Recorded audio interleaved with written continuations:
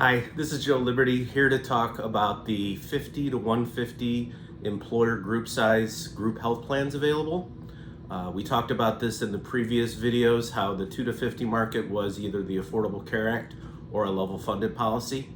Now in the 50 to 150 space, particularly in the Illinois Chicagoland market, that space is 50 to 150 employees. In some of the parts of the nation, it's 50 to 100, but here we have a dominant carrier, Blue Cross Blue Shield, that sets that area at 50 to 150. What does that mean? These are fully insured products. These are underwritten plans, so your claims do matter at time of purchase, and your claims matter throughout the year. So you'll go through artificial intelligence underwriting. The insurance company will develop a rate for you. You will pay that rate, and then your claims will be evaluated against the premiums you paid, but also against the pool that you're in. So in essence, the insurance company's goal is to add you to the pool, make sure that you're not a bad apple in the barrel, and then give you an increase regardless of what your claims look like. And the reason being is they're trying to keep the pool solvent. They're trying to keep all the companies that are in that 50 to 150 space paying enough in premiums to pay out the claims and the costs of administration and what they would consider a reasonable profit.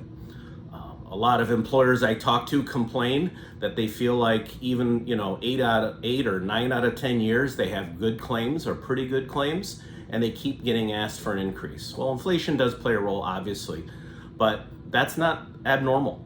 If you think about a fully insured product, an insurance company working together in a pooled product, it's kind of like a casino. If you walk into the casino and you put your coin in and you take a pull on the slot machine and you win on the first pull, that'd be great if you then packed up your bags and went home.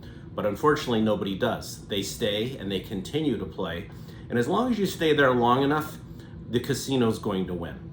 Same thing with mid-market group health insurance. You keep paying your premium. On a very bad claim year, you're glad you're there because everybody else in that pool is going to help supplement your claims. But the other 8 or 9, 10 years that you're in there and you're one of the good apples, you're helping pay somebody else's claims. So it's definitely a complaint from an employer's perspective that they feel like they're paying too much. And if that's the case, then it's time to start considering some of the other options. We talked about level funding in the small group marketplace. That's definitely available. We talked about self-insuring your claims in the mid-market space. There's several different very safe and effective ways to do that, and very great strategies to do that, where you start to take more control over your healthcare spend. So as much as some employers complain to me about, hey, I'm paying too much and this is terrible and the insurance company's charging too much, but then when I mention some sort of level funding or self-funding, they immediately put it down. Well, if they're not willing to listen to those types of options, they're going to be stuck because we don't have that many carriers available in the fully insured market.